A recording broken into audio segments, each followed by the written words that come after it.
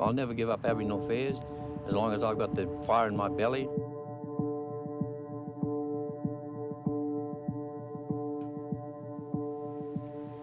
In 2014, I delivered the Charles Perkins Oration at Sydney University.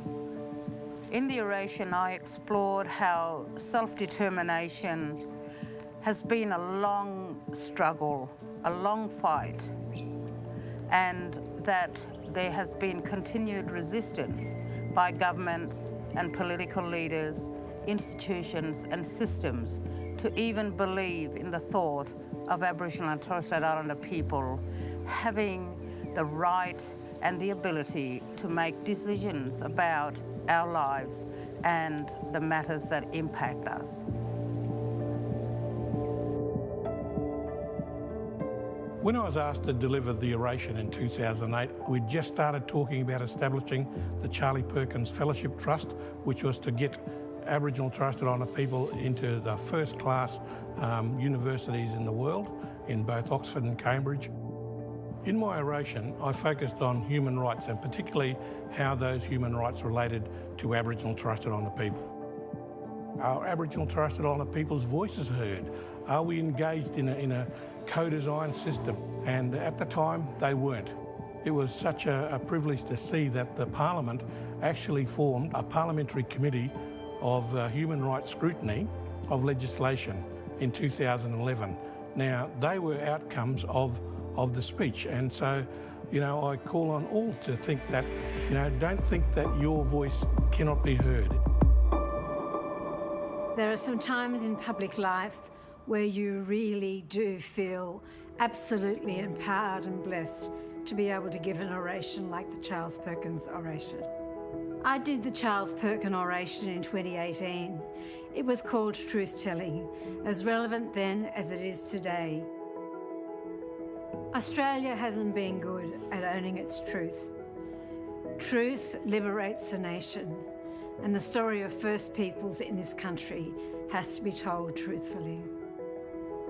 I spoke in 2013, and it was regarding youth and issues around youth in our area. Charles Perkins was a hero of mine, and I had the benefit of knowing him and his family, so that was an absolute humbling experience and an honour.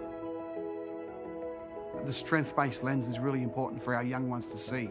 We cannot keep looking through a deficit lens and expect good results. Charlie believed in solutions, and he believed that blackfellas had to design them themselves. We came from, I guess, the bottom of the barrel, which we took responsibility for, and we changed it and became the solution as a people ourselves in a local community where no one expected it. The year was 2016 when I delivered the Charlie Perkins Oration at the University of Sydney in Sydney, and the topic we had for that year was 50 years looking backwards and 50 years looking forward.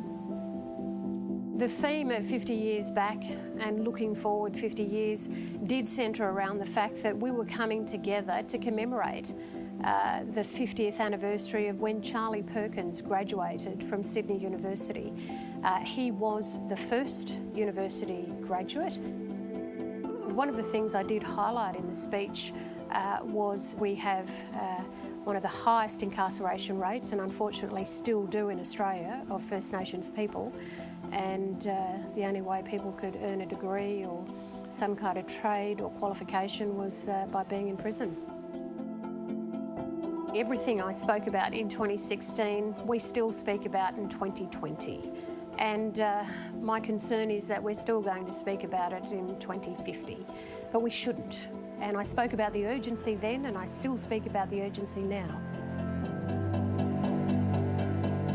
It was an incredible honour to be asked by the Perkins family to be one of the interviewers on stage at the 2016 Oration. And welcome to Away, Indigenous arts and culture. The other people on the stage were 3 federal parliamentarians and a community leader, Ken Wyatt, Mullindiri McCarthy, Linda Burney, and Richard Weston from the Healing Foundation. So the topic of 50 years back, 50 years forward will always be relevant because we're always thinking about signposts in Indigenous affairs. We're always thinking about the past, and we always need to remember these anniversaries. And that's a really important thing we need to do in Indigenous affairs so we don't forget.